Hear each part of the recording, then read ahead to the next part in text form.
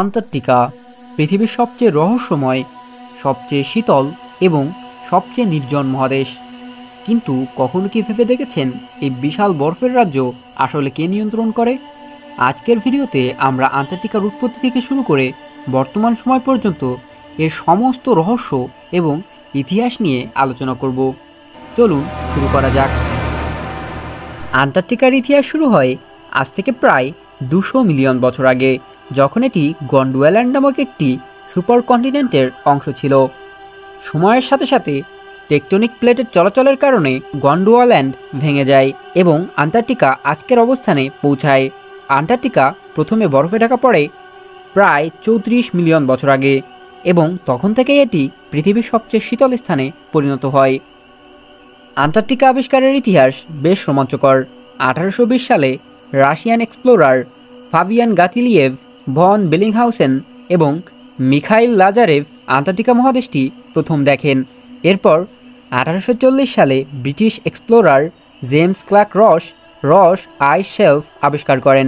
কিন্তু আন্টার্কটিকা পুরোপুরি আবিষ্কার হয় 1911 সালে, যখন নরওয়েজিয়ান এক্সপ্লোরার রোয়াল্ড আমুন্ডসেন দক্ষিণ মেরুতে পৌঁছান। আন্টার্কটিকা পৃথিবীর একমাত্র মহাদেশ যেখানে কোনো দেশের সার্বভৌমত্ব নেই। কিন্তু এর মানে এই নয় যে দেশগুলো আন্টার্কটিকা নিয়ে আগ্রহ দেখায়নি। আসলে আন্টার্কটিকার ওপর দাবি করার জন্য বেশ কয়েকটি দেশ তাদের দাবি জানিয়েছে। 1959 সালের আগে 7টি দেশ আন্টার্কটিকার বিভিন্ন অংশ দাবি করেছিল: ফ্রান্স, নরওয়ে, অস্ট্রেলিয়া, নিউজিল্যান্ড, যুক্তরাজ্য, চিলি এবং আর্জেন্টিনা। কিন্তু এই দাবিগুলো একে অপরের সাথে ওভারল্যাপ করে, যা নিয়ে বেশ কয়েকটি দ্বন্দ্বও তৈরি হয়েছিল। এই মানচিত্রটি দেখুন। ফ্রান্স এই অংশের দাবি করে, নরওয়ে এই অংশের দাবি করে, অস্ট্রেলিয়া ডান দিকের পুরো অংশ দাবি করে, যুক্তরাজ্য, চিলি, আর্জেন্টিনা এবং নিউজিল্যান্ড আন্টার্কটিকার বিভিন্ন অংশ দাবি করে। কিন্তু এই দাবিগুলো কতটা বৈধ? আসলে এই দাবিগুলো আন্তর্জাতিকভাবে স্বীকৃত নয়। 1959 সালে 12টি দেশ মিলে আন্টার্কটিকা ট্রিটি সাইন করে, যা আন্টার্কটিকাকে শান্তি এবং বিজ্ঞানের জন্য উৎসর্গ করে। এই চুক্তি অনুযায়ী আন্টার্কটিকায় কোনো দেশের সার্বভৌমত্ব নেই এবং এটি শুধুমাত্র শান্তিপূর্ণ উদ্দেশ্যে ব্যবহৃত হবে। এই চুক্তিটি আন্টার্কটিকাকে একটি অনন্য স্থানে পরিণত করেছে। এটি পৃথিবীর একমাত্র স্থান যেখানে কোনো দেশের সেনাবাহিনী নেই, শুধুমাত্র বৈজ্ঞানিক গবেষণা চলে।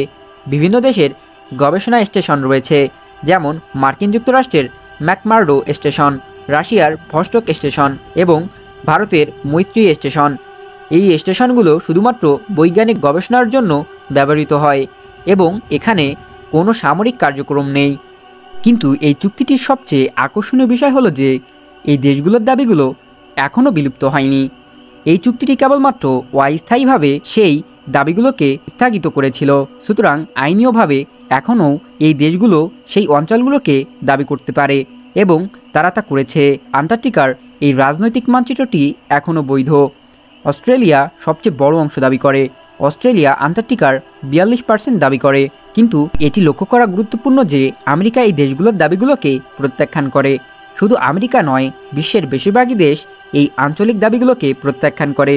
শুধু তাই নয়, আন্টার্কটিকায় অঞ্চল দাবি করা এই 7টি দেশ একে অপরের দাবিগুলোও স্বীকৃতি দেয় না। ফ্রান্স, অস্ট্রেলিয়া, নিউজিল্যান্ড এবং নরওয়ে একে অপরের দাবিগুলোকে স্বীকৃতি দেয়, কিন্তু যুক্তরাজ্য, চিলি এবং আর্জেন্টিনা একে অপরের দাবিগুলোকে স্বীকৃতি দেয় না, কারণ তাদের অঞ্চলগুলো ওভারল্যাপ করে। এই চুক্তিটি 2048 সালে শেষ হওয়ার কথা। এরপরে এই চুক্তিটি নবায়ন করা হবে কিনা তা দেখতে হবে। যদি এই চুক্তিটি নবায়ন না করা হয়, তাহলে এই দেশগুলো তাদের দাবিগুলো নিয়ে আবার আলোচনা শুরু করতে পারে। কিন্তু এখনও পর্যন্ত আন্টার্কটিকা শান্তি এবং বিজ্ঞানের জন্য উৎসর্গকৃত একটি স্থান। মানে আন্টার্কটিকা বিশ্বের জলবায়ু পরিবর্তনের জন্য একটি গুরুত্বপূর্ণ স্থান। গ্লোবাল ওয়ার্মিংয়ের কারণে আন্টার্কটিকার বরফ দ্রুত গলে যাচ্ছে, যা সমুদ্রপৃষ্ঠের উচ্চতা বাড়াচ্ছে। বিজ্ঞানীরা এই মহাদেশ নিয়ে ব্যাপক গবেষণা চালাচ্ছেন, কারণ আন্টার্কটিকা পৃথিবীর জলবায়ু এবং পরিবেশের জন্য একটি বড় ইঙ্গিত দেয়। আন্টার্কটিকা শুধু একটি বরফের রাজ্য নয়, এটি পৃথিবীর ভবিষ্যতের জন্য একটি গুরুত্বপূর্ণ স্থান। এই মহাদেশ কে নিয়ন্ত্রণ করে? উত্তরটা হলো আন্টার্কটিকা আমাদের সবার। এটি শান্তি, বিজ্ঞান এবং প্রকৃতির জন্য উৎসর্গকৃত। আজকের ভিডিওটি যদি আপনার ভালো লেগে থাকে তাহলে লাইক দিন, শেয়ার করুন এবং কমেন্ট করতে ভুলবেন না। আর এই চ্যানেলে নতুন হয়ে থাকলে সাবস্ক্রাইব করে দিন। দেখা হবে পরের ভিডিওতে। ততক্ষণ পর্যন্ত ভালো থাকুন, সুস্থ থাকুন।